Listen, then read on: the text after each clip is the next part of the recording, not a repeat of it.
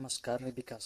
इस वक्त मैं अपने गांव में हूं और जैसे ही गांव में शाम होते जाता है और गांव में जो बच्चे हैं वो बच्चे ऐसे शाम तक खेलते रहते हैं और उन बच्चों का जो गार्जियंस है उन बच्चों के प्रति उन गार्जियंस का कोई उत्तरदायित्व तो कोई जिम्मेदारी नहीं। तो मैंने देखा ये सब सारे चीज़ और मुझे बिल्कुल भी अच्छा नहीं लग रहा था, इसलिए मैंने सारे बच्चे को अपने घर पे बुलाया और मेरे से जितना संभव हो पा रहा है मैं उन लोगों को पढ़ाने की कोशिश कर रहा हूँ। लेकिन इसी दौरान जब बच्चे से मैं पूछ रहा हूँ कि बच्चे कितने क्लास पढ़ते हैं और अभी कौन कौन से क्लास है, तो कुछ बच्चे हैं जो अभी 5 से लेके 7-8 तक का क्लास में है। तो मैं देख पा रहा हूँ कि जो 5 के बच्चे हैं उन बच्चों में जो 1-2 का जो काउंटिंग है वो कर नहीं पा रहे हैं, 100 तक का वो काउंटिंग नहीं कर पा रहे हैं। उसके बाद जो 12 होता है वो 12 भी वो 10 तक भी नहीं कर पा रहे हैं। और 7 क्लास के जो बच्चे हैं उन बच्चों में भी यही है, जिसे हम लोग पहाड़ा कहते हैं, 12 भी कहते हैं, वो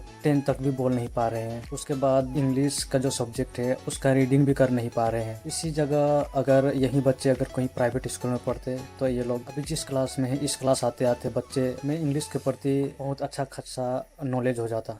लेकिन ये हमारे सरकारी स्कूल का हालात है। तो इसी से पता चल जाता है कि हमारे जो भारत का शिक्षा व्यवस्था है वो कितना कबाड़ हो गया है। और इस समय मैं वेस्ट बंगाल में हूँ और वेस्ट बंगाल में अभी कुछ ही दिन बाद इलेक्शन होने वाला है। लेकिन उस इलेक्शन के जो प्रचार प्रसार है उसमें सब आम आदमी की प्रचार प्रसार कर रहे हैं और उस आम आदमी में थोड़ा सा भी जिज्ञासा नहीं कि अपने घर के जो बच्चे हैं उन बच्चे का जो एजुकेशन है उस एजुकेशन का थोड़ा छानबीन करे, बच्चे से पूछताछ करे कि बच्चे के स्कूल में क्या पढ़ाया जाता है, बच्चा कितना पढ़ पा रहे, कितना नहीं पढ़ पा रहे, क्या जानते हैं क्या नहीं जानते हैं। इन लोगों का थोड़ा भी जिज्ञासा नहीं है। और जहाँ तक मुझे लगता है कि अगर ये अपने बच्चे से अगर पूछे सच्चे ईमानदारी से तो आज इतने जो इन लोगों ने इलेक्शन को लेकर जो एग्रेसिव होकर प्रचार प्रसार कर रहे हैं शायद ये नहीं करते। क्योंकि मैं मौजूदा समय में देख रहा हूँ जितने भी जो इलेक्शन लड़ रहे हैं उनमें से किसी के संकल्प पत्र या भरोसा पत्र में कहीं भी शिक्षा का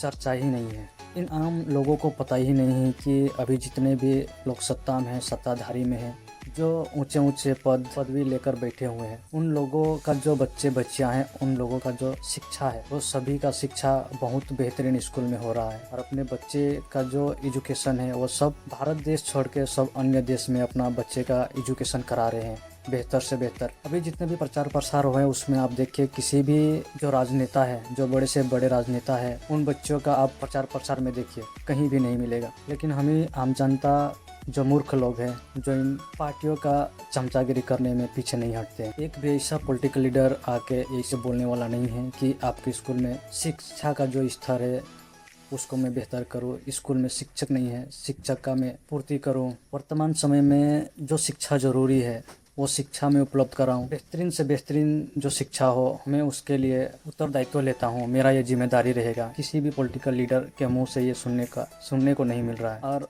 आप सभी जानते हैं कि हमारे जो गांव एरिया के जो स्कूल है वो स्कूल कैसे जर्जर अवस्था में है। ये स्कूल बेहतर हो सकता है लेकिन लोग कर नहीं रही है। ऐसा भी नहीं है कि हमारे सरकार के पास हमारे देश में पैसा नहीं है, पैसा भर भर के है, लेकिन लोग एजुकेशन में खर्चा करना नहीं चाह रहे हैं। और हमारे आम जनता को इन सब के विषय पर इस सब के विषय में चिंतन मंथन जिज्ञासा करना ही नहीं है।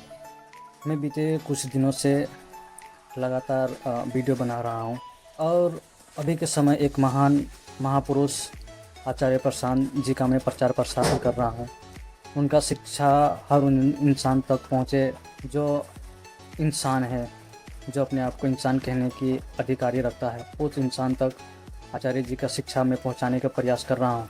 मैं जो बातें बोल रहा हूँ वो बातें अभी कोई भी बोलना नहीं चाहते हैं, क्योंकि जो मैं बातें बोल रहा हूँ वो हमारे जो परंपरा जो ढो कर लेकर हम लोग चले आ रहे हैं, उन सड़ी गली व्यवस्था सड़ी गली परंपराओं को उखाड़ कर ऐसा दफनाना चाहते हैं कि दोबारा ऐसी परंपरा ना आए।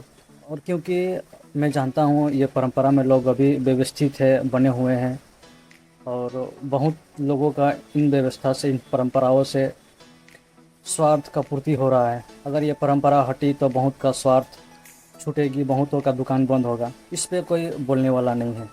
हमें इस प्रकार का परंपरा नहीं चाहिए। हमें एक जीता जागता समाज चाहिए, उस समाज में जिज्ञासा चाहिए। अगर कोई भी समाज में जिज्ञासा चीज़ नहीं है, जिज्ञासा का स्थान नहीं है, तो वह समाज नहीं है। और हम ऐसे समाज का व्यवस्था करना चाहते हैं जिस समाज में जिज्ञासा हो।